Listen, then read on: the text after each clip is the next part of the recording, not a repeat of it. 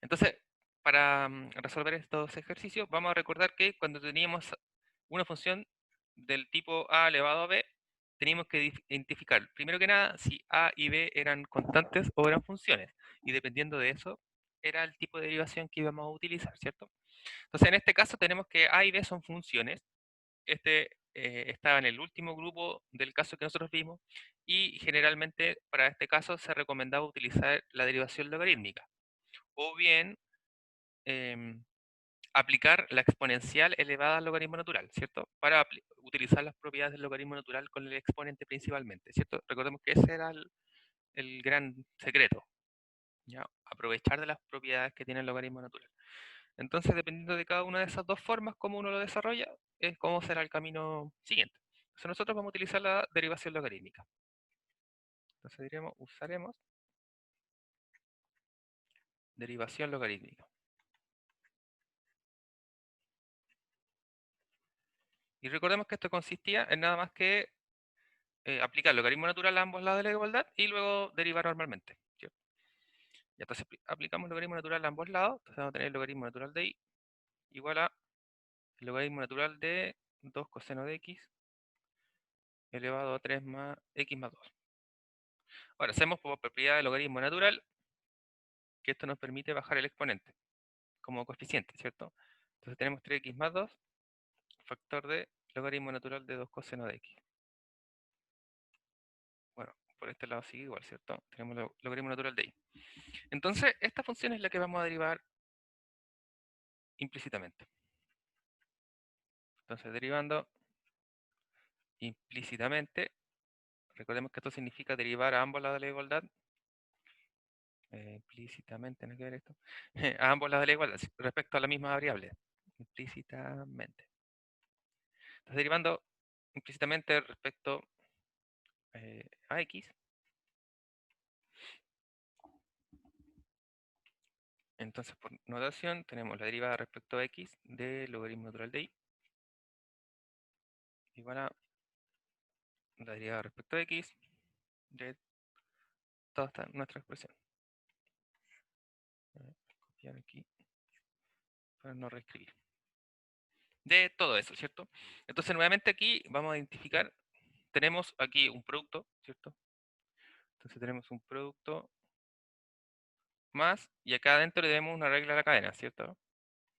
Entonces, bueno, no se nota mucho por amarillo, pero más que nada es para identificar rápidamente que cuando derivemos al lado de la derecha, vamos a derivar a través de la regla del producto. Entonces recordemos que el regla del producto era uno derivado por el otro sin derivar, más, y después al revés, ¿cierto? El que derivé la primera vez lo dejo ahora sin derivar y derivo el otro. Y cuando nos toque derivar logaritmo natural de 2 por coseno de x, hay que aplicar la regla de la cadena. Entonces recordemos que la regla de la cadena, derivamos la función externa, evaluándolo en la función interior, multiplicado por la derivada de lo interno, ¿cierto? Bien, entonces derivamos. Entonces, bueno, y recordemos también en este caso que acá, por defecto, siempre cuando uno utiliza derivación logarítmica, derivación, bueno, sí, logarítmica en este caso, cuando derivemos acá, estamos derivando y respecto a x, ¿cierto? Entonces recordemos esto siempre, que va a ser por regla de la cadena. Entonces vamos a derivar la función y respecto a de x, que va a ser y', simplemente, por la derivada interna, que sería la derivada del logaritmo natural, que sabemos que es 1 sobre y. ¿Ya? Entonces al lado de la derecha siempre nos va a quedar lo mismo. Entonces va a ser la derivada de y respecto de x, o bien y', por la derivada interna. La derivada del logaritmo natural es 1 sobre y, ¿cierto? Entonces, bueno, esta parte casi siempre va a ser la misma en realidad. Y en el lado de la derecha, entonces, como decíamos, tenemos que utilizar la regla eh, del producto. Entonces, vamos a derivar el primer término, la derivada de 3x más 2, como es una suma, la podemos separar por la suma de derivadas, ¿cierto? Y sabemos que la derivada de 3x es 3, la derivada de 2 es 0. Entonces, la derivada de este primer término sería solo 3 por el segundo término sin derivar, o logaritmo natural de 2 por coseno de x. Ya, aquí lo estamos resolviendo inmediatamente sin escribir esto como producto. Más, y ahora va a ser al revés, ¿cierto? O sea, el que derivamos la primera vez, que era el 3x más 2, ahora queda sin derivar y multiplica al segundo elemento, o la derivada del segundo elemento. Entonces, la derivada del segundo elemento acá hay que se la puede arreglar la cadena como mencionamos aquí abajito. Entonces, también la vamos a hacer inmediatamente. Entonces, sería la derivada de la función externa. La derivada del logaritmo natural, como sabemos, es 1 sobre el argumento del logaritmo natural. Entonces, 1 sobre, y el argumento en este caso es 2 coseno de x. 1 sobre 2 coseno de x. Por la derivada interna. La derivada interna sería la derivada del argumento del logaritmo natural. La derivada de 2 coseno de x, como 2 es constante, ¿cierto? Sale hacia afuera. Y la derivada de coseno es menos seno. Por lo tanto, la derivada de 2 coseno de x es menos 2 seno de x.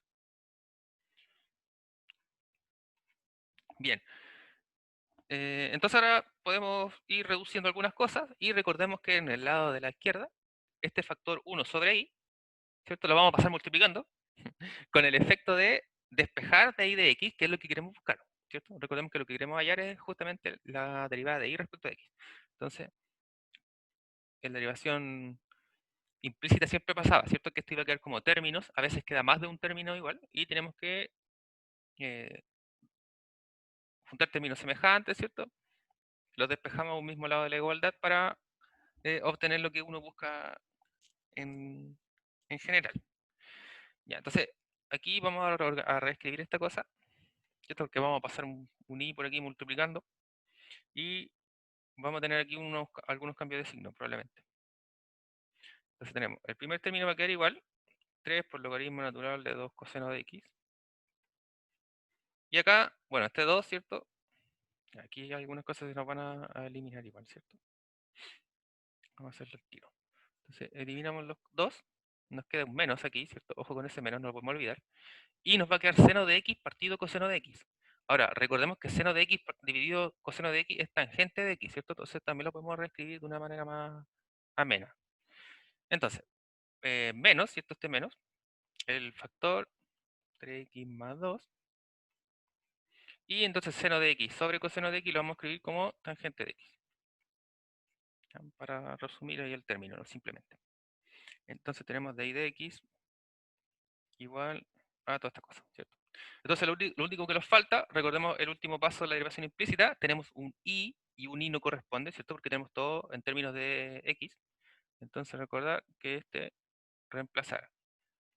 Reemplazar por la función, ¿cierto? Recordemos que ahí la función original. En este caso es 2 coseno de x elevado a 3x más 2. Generalmente, bueno, esto a veces es un poco contraintuitivo, ¿cierto? Considerar de que la mayoría de las veces la derivada es como bajarle grados a la función, ¿cierto? Por ejemplo, una función que está en R4, uno la baja a R3, pone un coeficiente.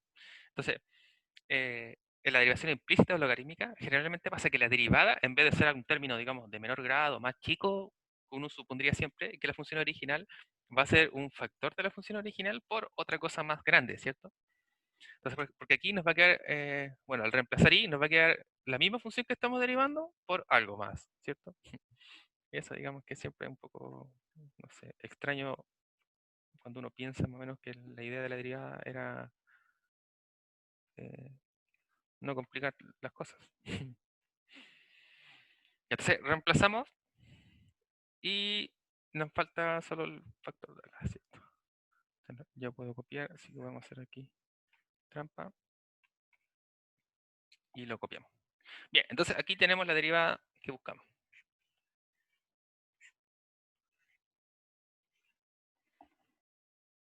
Entonces recordemos que vamos a verlo de una segunda forma.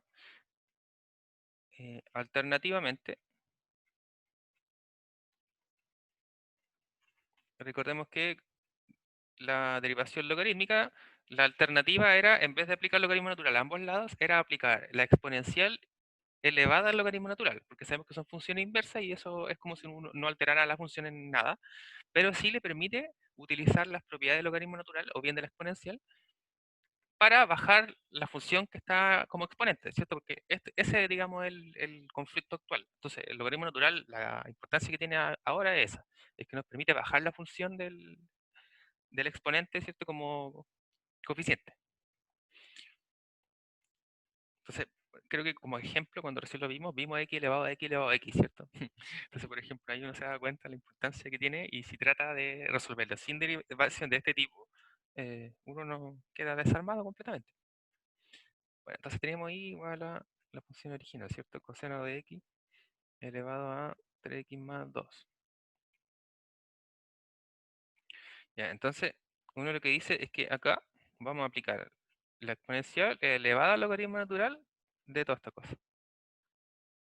Entonces, en realidad, ¿qué es lo que hemos hecho? Nada, ¿cierto? Porque sabemos que estos se cancelan y nos queda eso.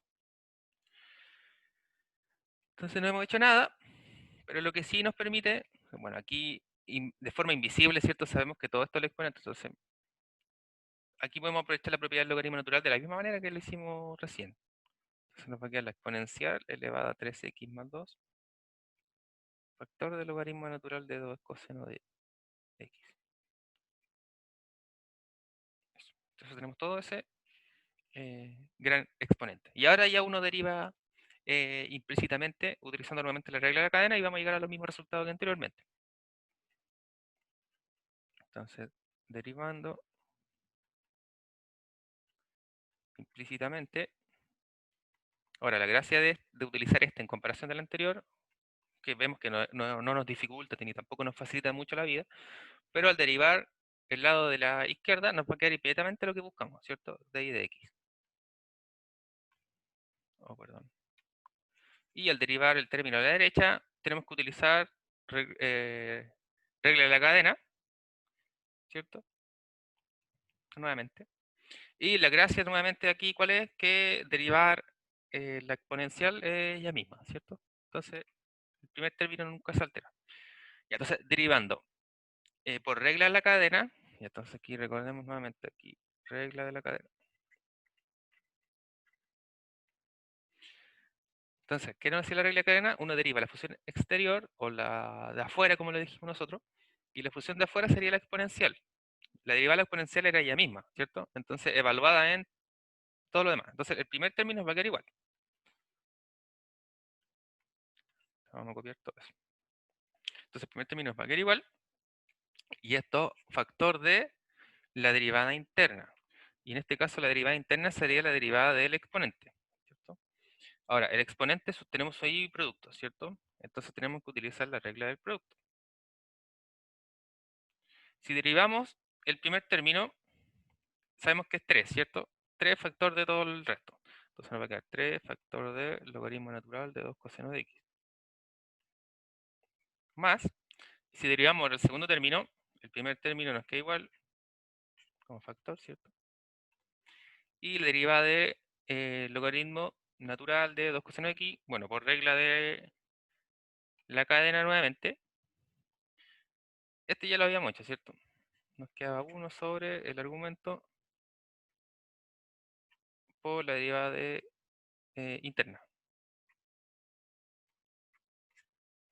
Si nos daba exactamente lo mismo en realidad. La diferencia aquí era que el i no nos quedó, ¿cierto? No nos quedó, digamos, dividido por i y después había que reemplazarlo, sino que nos quedó inmediatamente el término de la función original. Vaya, entonces acá había que simplificar esto. Vamos a hacerlo aquí más o menos rápidamente. Ya vamos a reescribir el último término. Entonces, en la primera parte nos quedaba todo igual, excepto que aquí había un menos, ¿cierto? Se nos fueron los dos. Y entonces nos quedó eso por tangente de x. Perdón, tangente de x. Eso. Y lo último que nos queda para reformular la solución y que nos quede igual a la anterior es utilizar acá la exponencial elevada al logaritmo natural, ¿cierto? Ya, entonces la exponencial elevada al logaritmo natural, ¿cuál sería la que tiene que bajar y cuál sería la que tiene que subir? Este exponente está como coeficiente, ¿cierto? Bueno, o de la misma forma uno lo vuelve a reescribir, ¿cierto? Acá arriba, entonces después cancela el exponencial con el logaritmo natural y nos baja todo este término, ¿cierto?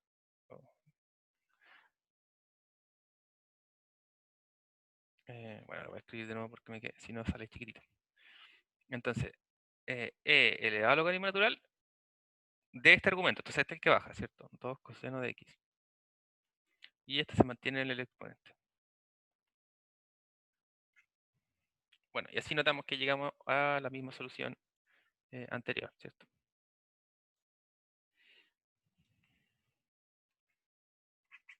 Entonces ahí tenemos un ejercicio de derivación logarítmica empleando derivación implícita, que son, digamos, los casos interesantes que se pueden analizar.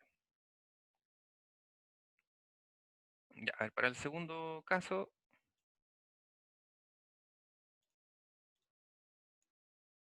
ah, no, de nuevo.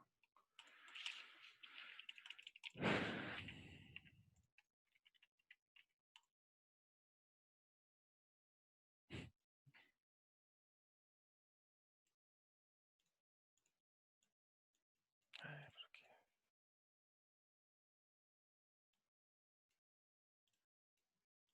Bueno, entendí nada. ¿Por qué pasó eso?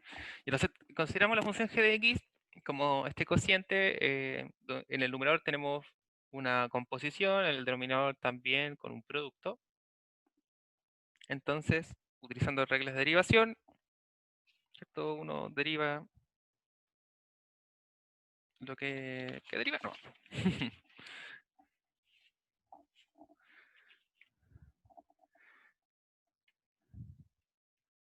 Ya, entonces vamos a dejar la expresión al menos. G' de x, ¿cierto? Entonces, usando reglas de derivación, entonces aquí entre paréntesis, regla del cociente.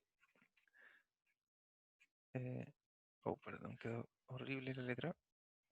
Regla del cociente, del producto y regla de la cadena.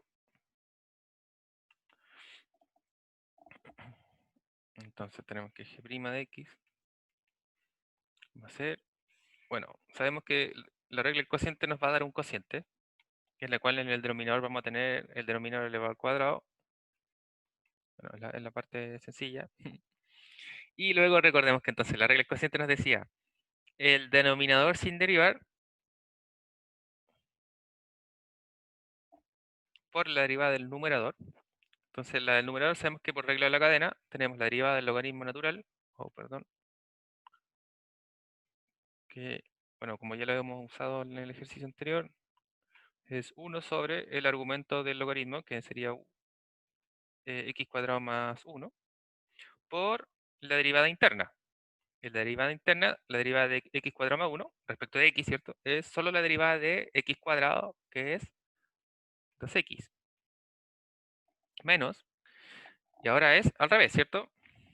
El numerador sin derivar, el logaritmo natural de x cuadrado más 1, por la derivada del denominador. Entonces, la derivada del denominador por regla de la cadena nuevamente, la derivada de la raíz, recordemos que es 1 sobre 2 la raíz de el argumento. Entonces, en este caso, x coseno de x. Por, como regla de la cadena, la derivada interna. La derivada interna sería la derivada de x por coseno de x. Y ahí es donde hay que aplicar regla del producto. Entonces, si derivamos x por coseno de x, recordemos que es uno derivado y el otro sin derivar. Si derivamos x, la derivada de x es 1. Entonces nos queda 1 por coseno de x sin derivar. Eso es coseno de x. Como es la regla del producto, es una suma. Y el segundo término sería el primero sin derivar, es decir, x, por la derivada de coseno. La derivada de coseno, recordemos que es menos seno. Entonces nos va a cambiar el signo, ¿cierto? Entonces nos queda coseno de x menos x por seno de x. Bueno, ahí ya basta reducir algebraicamente, ¿cierto? Algunas cosas. Ahí mirando rápidamente que se puede reducir. Porque acá vamos a tener coseno, acá vamos a tener x seno de x. Acá tenemos x. Ya, entonces, por ejemplo, este es un factor, ¿cierto? No está en el denominador, ahí para no confundir. O sea, acá está en el denominador, acá está en el numerador. Nos vamos a poder sacar de ahí. Este no va a servir de nada. Aquí tenemos un 2 que, bueno, vamos a poder sacarlo con ese 2, digamos, hacia afuera. Podemos factorizar. En realidad me parece que solo va a quedar juntas las cosas más que una expresión reducida algebraicamente. Ya, de todas maneras, recordemos que siempre se pide reducir al mínimo, así que vamos a dejar los 3 puntos ahí como ejercicio a alguien si quiere continuarlo. Pero al menos este de los que son, digamos, directos por reglas del producto, reglas del cociente, siempre son los más, eh, entre comillas, ¿cierto? Los más sencillos de que salen más rápidamente. Ya, entonces, vamos a ver un tercer caso, el de continuidad. De todas maneras, vamos a verlo, ¿cierto? A pesar que me parece que en esta evaluación no debería contemplar continuidad si es que no se hace a través de la derivada, ya, que digamos sería la forma más clara de poder utilizar derivada dentro de la continuidad. Ya, recordemos entonces ese teorema que nos decía que si era derivable implicaba continuidad, ¿cierto? O bien, ¿cuál sería la otra forma? La otra forma es que en vez de calcular los límites laterales y toda esa cosa, eh, uno lo calcula solo porque sabe que si la función es derivable, por ejemplo, por reglas de derivación, o bien por álgebra de funciones continuas, ¿cierto? Nos podemos asegurar inmediatamente que el límite es la función evaluada, ya, si es que es derivable. Digamos, son como las formas que uno aprovecha la derivación para la continuidad. Si no, simplemente solo por definición de continuidad, po, que sería como el caso, ¿cierto? Bueno, entonces aquí queremos ver que sea continua la función. Entonces, miramos la naturaleza de la función nomás. Aquí tenemos polinomio, polinomio, polinomio. Entonces aquí es continuo en todas estas partes, sin problema. ¿Cuáles los puntos conflictivos? Será en el -1 y en el 2, ¿cierto? Porque ahí la función es donde queda dividida por tramos. Entonces, en el punto -1 y en el punto 2 es donde hay que hacer el mayor análisis. Simplemente por cómo son las funciones o por regla, bueno, más que por regla de derivación, en este caso era por eh, las funciones continuas. Recordemos que teníamos algún teorema que nos decía que todas las funciones polinomiales eran continuas, las racionales también, ¿cierto? Entonces, todas estas son polinomiales, ahí no hay problema. Entonces, en los puntos de conflicto son en los que queremos ver. ¿Y cómo lo vamos a hacer? Mediante límites laterales, ¿cierto? Entonces, recordemos que teníamos que, para la continuidad, ver 3 cosas. Una, que la función estaba definida en el punto. Otra, que el límite existe. Y el tercero era que de existir ese límite tenía que ser igual a la función evaluada en el punto, ¿cierto? Bueno, entonces, los puntos de conflicto son el -1 y el 2. En este caso, f de -1 existe, ¿cierto? Entonces, por ejemplo, como primer punto, digamos, vamos a poner ahí, bueno, no le vamos a poner A porque hay que buscar A, I. Entonces, f de -1 existe, ¿cierto? Porque x puede ser igual a -1. Y en este caso toma eh, esta función, ¿cierto? Entonces, si uno lo evalúa en -1, esto simplemente nos daría 2, ¿cierto? Ya, y si evaluamos en el otro punto de conflicto, que es el 2, entonces, si es igual a 2, toma la parte de abajo, ¿cierto? Es decir, sería esta función, 4 por 2 más 7, o sea, 8 más 7. Entonces ahí vale 15. Y entonces estas dos existen, ¿cierto? Existen, voy a poner entre paréntesis porque obviamente existen, ¿cierto? Digamos, tenemos los valores ahí, existen. Ya. Entonces, ¿qué nos falta ver? Los límites. Entonces, como es por partes, tenemos que ver los límites laterales y estos deben coincidir.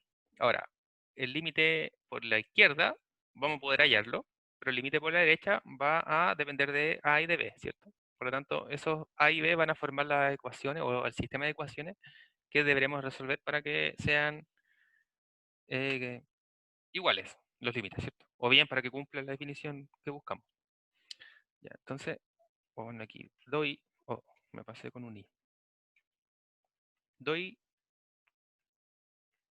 vemos qué pasa con los límites, ¿cierto? Entonces tenemos límite cuando x tiende a 1, perdón, por la izquierda, o los valores menor que 1. Entonces la función toma la forma 3x cuadrado menos 1, en ese caso, mejor así. Entonces, si me acerco por la izquierda, bueno, este ya lo determinamos de todas maneras, ¿cierto? Que era 2.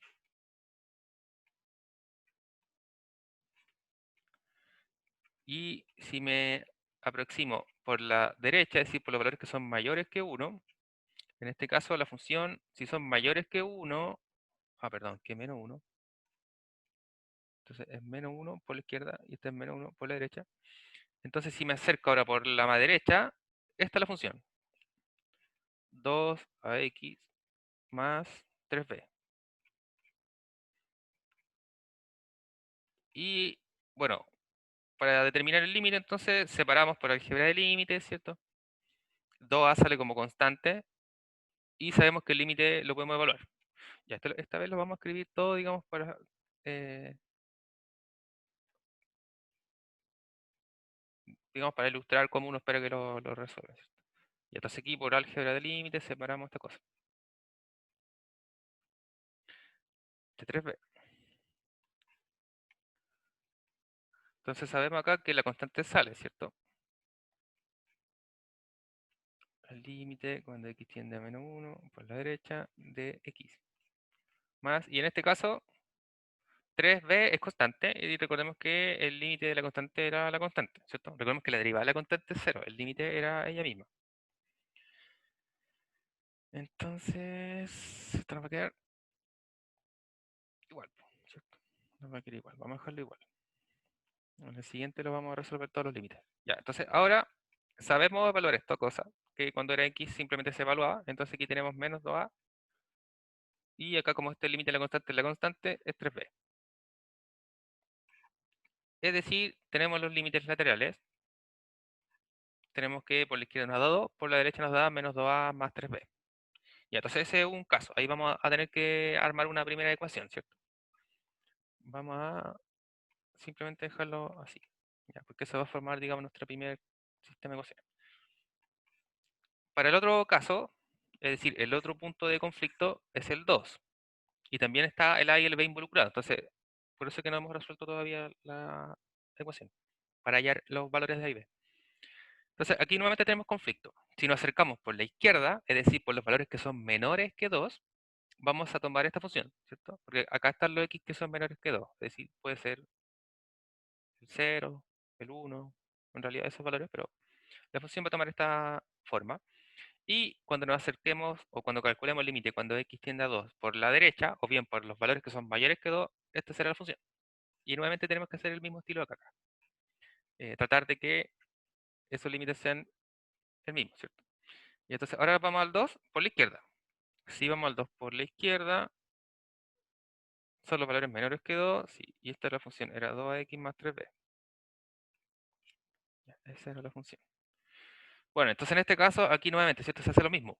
Por álgebra límite, se separa toda esta cosa, y cuando estemos en este paso, se evalúa x en 2, ¿cierto? Porque recordemos que 2 por la izquierda, no es menos 2. Entonces nos va a dar simplemente 4a más 3b. ¿Ya?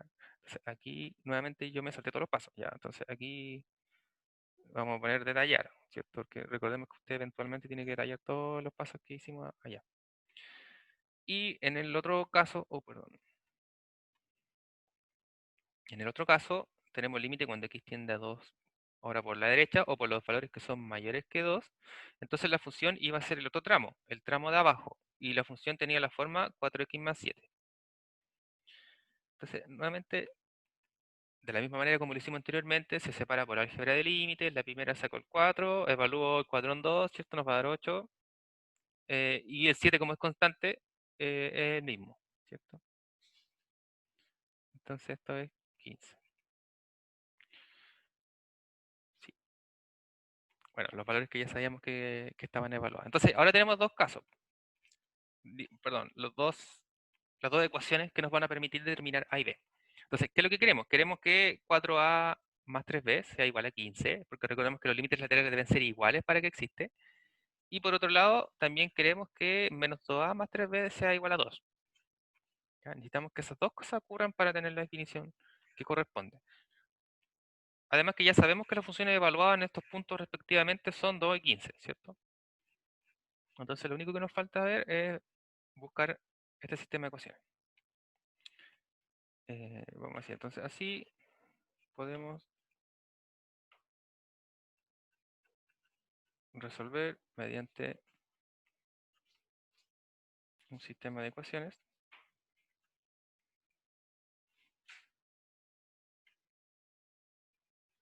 para hallar A y B. Entonces, por un lado tenemos menos 2A, perdón, más 3B igual 2. Por otro lado tenemos 4A más 3B igual 15, ¿cierto? Ese es, digamos, nuestro sistema de ecuaciones. Ahí bueno, uno lo resuelve como gusten, ¿cierto? Entonces, por ejemplo, la forma más rápida que me parecía hacer este sistema de ecuaciones era restar. Entonces, si a 2 le restamos 1,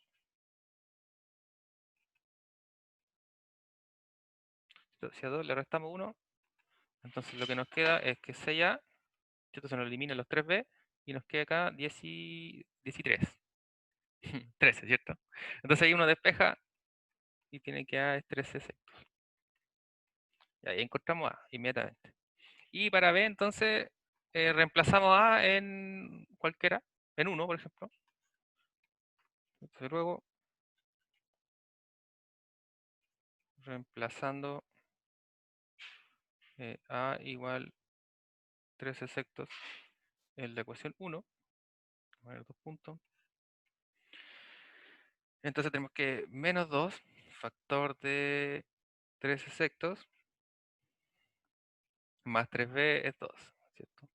Bueno, entonces ahí uno simplifica estas cosas, después va a despejar ahí lo que corresponde. Posteriormente vamos a llegar a que 3b es 13 más 6 tercios. Bueno, voy a moverme por acá porque aquí está la barrita de de la pizarra. Bueno, B nos queda 19 novenos. Entonces, ahí de todas maneras pueden comprobar. Y entonces sí tenemos A y B.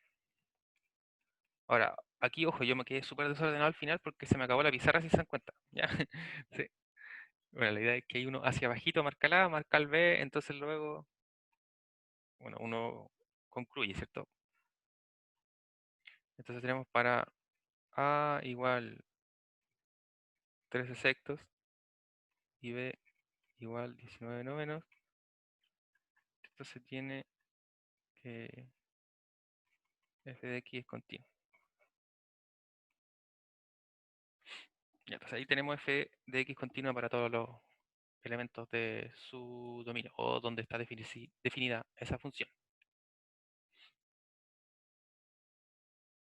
Muy bien.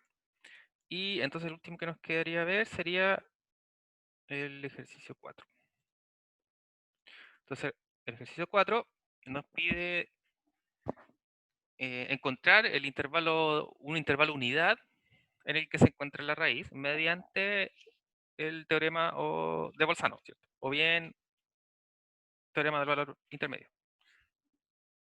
Ahora, recordemos que el teorema del valor intermedio, o en su particularidad el teorema de Bolzano, recordemos que si teníamos continuidad en toda la función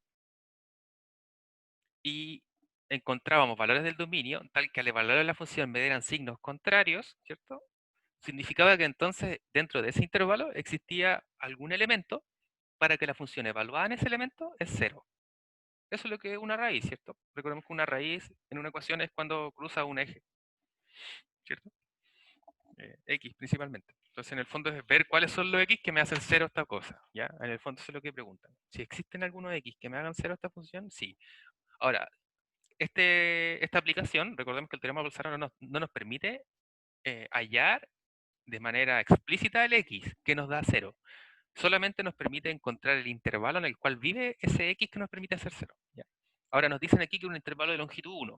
Lo que quiere decir eso es que uno debería tratar de encontrar un intervalo, por ejemplo, 1,2, ¿cierto? O 0,1, ¿cierto? Es un intervalo de longitud 1. Entonces, vamos a tener que evaluar algunas cosas por ahí, ¿cierto? Y ver qué sucede. Pero lo primero es recordar que la función debe ser continua y cumplir o satisfacer las condiciones del teorema de Bolzano o del teorema del valor intermedio para primero asegurarnos que existe al menos una raíz. ¿Ya? Recordemos que eso es lo que nos dice. Ahora, la pregunta aquí dice que tiene una sola raíz real. Entonces, el teorema de Bolzano nos permite asegurar la existencia de al menos una.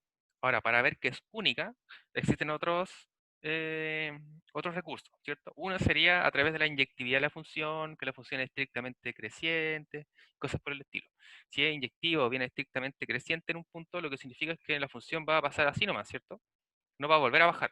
Entonces, eso nos asegura que si tiene intersección con el eje X va a ser en solo un punto. ¿Ya? Entonces, esa es una de las formas más corta o más elegante, digamos, de argumentar la unicidad de la raíz de una de estas funciones. Entonces, lo primero es asegurarnos de que cumple las condiciones del teorema de Bolzano, o bien del teorema del valor intermedio. Necesitamos que la función sea continua. Entonces, vamos a decir, como no hay nombre, vamos a llamar f de x esta cosa, ¿cierto? Entonces, vamos a decir sea f de x la función, me equivoco, x más e a la x más arco tan de x igual 0. Entonces, esta función, de hecho, vamos a ponerle sin igual 0. Esa es la función. Entonces, notemos, para argumentar la continuidad, que f de x es suma mediante álgebra de funciones continuas. Nos damos cuenta que esto es una suma de puras funciones continuas, porque sabemos que x es continua, sabemos que la exponencial es continua y sabemos que las trigonométricas y las inversas de las funciones trigonométricas son continuas, ¿cierto? Era lo que decía teorema 5 o 7, uno de esos dos, no me acuerdo. Pues recordemos que vimos que primero lo que vimos que todas las funciones polinomiales y racionales eran continuas y luego lo extendimos, ¿cierto? Extendimos a que todas las racionales, todas las logarítmicas, todas las exponenciales, todas las trigonométricas. En el fondo vimos que la mayoría de las funciones que uno conoce normalmente son continuas. Eh, no siempre dentro de todo de todo R, ¿cierto? Pero dentro de su dominio. Entonces, ¿cuáles son las funciones raras? Las funciones que eran compuestas, productos y cosas que están, ¿cierto? Muchas de estas funciones que son continuas, si las juntamos todas en una, a veces ahí no hay continuidad, sobre todo en la composición. Pero si había suma y producto y cosas por el estilo, todo se comportaba, la mayoría de las veces, como uno esperase que ocurriese. Entonces, en este caso tenemos suma de puras funciones continuas, eso nos asegura que entonces todas las funciones continuas. Entonces, primero notemos que f de x es suma de funciones continuas.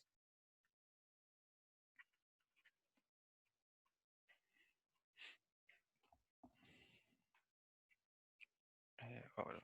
Entonces, f de x es continua.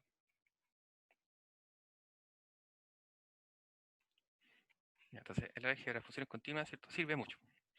Entonces, ahora lo que queremos ver es buscar valores que me den signos distintos, es decir, positivos y negativos. ¿Ya? Entonces, ahora como uno más o menos lo ha hecho, vale la pena aquí cachar cuáles son los valores. Ahora, hay que también considerar algunos valores del arco tangente, ¿cierto? Entonces, por ejemplo, por aquí vamos a decir, vamos a notar que el arco tangente es 0 pi cuarto, perdón, es 0, el de 1 es pi cuarto, y el cotangente es 0, vemos que el cotangente pasa así, y de menos 1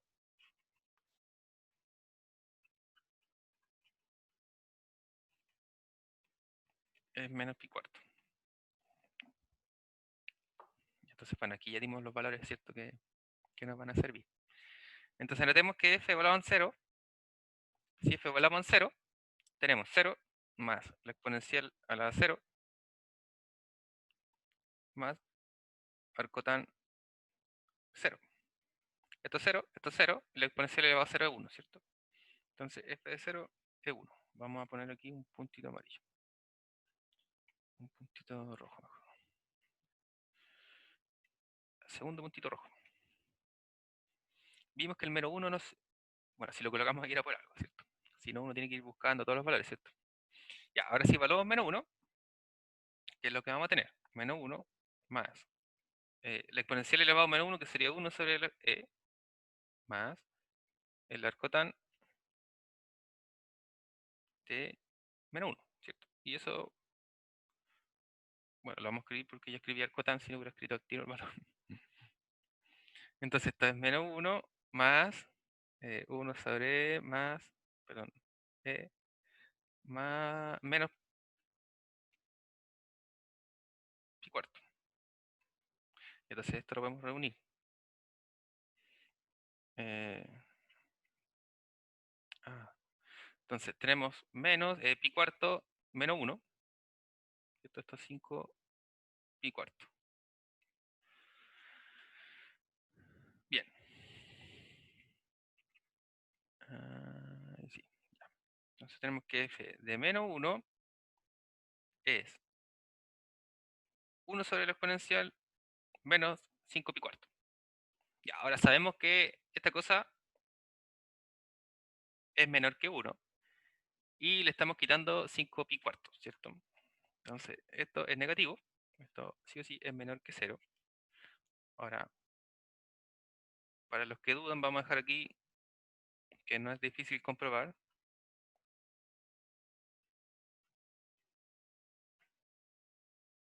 Ahora, el que lo quiere aproximar, recordemos que lee un 2,71. Ahora el pi, la idea es que no lo aproxime, de todas maneras ahí va a llevar alguna relación con eso, ¿cierto? Ya, entonces hemos encontrado los cambios de signo. ¿Y dónde ocurren? Entre el 0 y el 1. Entonces eso nos permite asegurar que al menos existe una raíz en ese intervalo. Entonces, por teorema de Bolzano,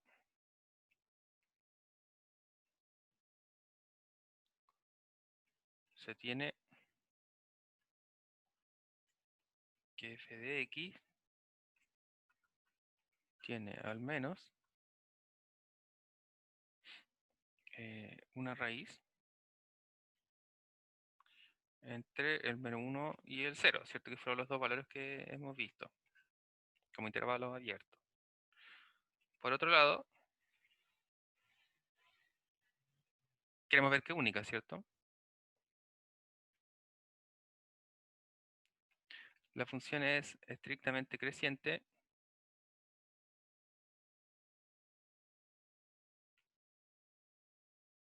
al ser suma o de funciones crecientes. Luego, f es inyectiva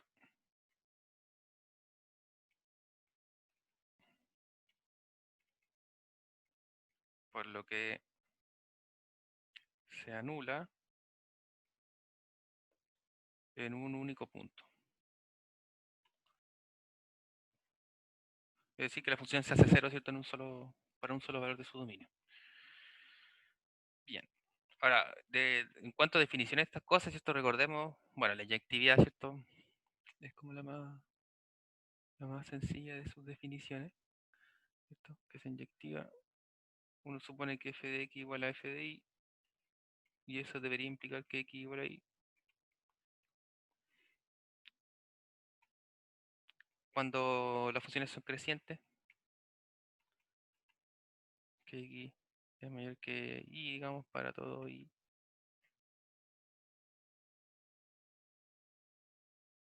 Donde hay otra función, ¿cierto?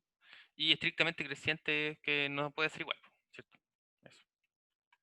En el fondo, bueno, eso es lo que dice su gráfico, es bastante claro cuando una función es creciente o viene decreciente, ¿cierto? Ahora, la función x se sabe, la de la exponencial se sabe que es creciente, ¿cierto? Y las trigonométricas, exceptuando el seno y el coseno, ¿cierto? Recordemos que esas son dos pi periódicas. Entonces tenemos intervalos los que son crecientes e intervalos los que son decrecientes. De todas maneras, eso de creciente y decreciente dentro de la aplicación es uno de los primeros que vamos a ver. Ya es muy probable que dentro de la próxima semana ya veamos eso. Vamos a ver mínimos y máximos y intervalos de crecimiento y decrecimiento de la función. Ya, entonces, en el caso de que eso no quede bastante claro todavía, lo vamos a formalizar ahí como corresponde.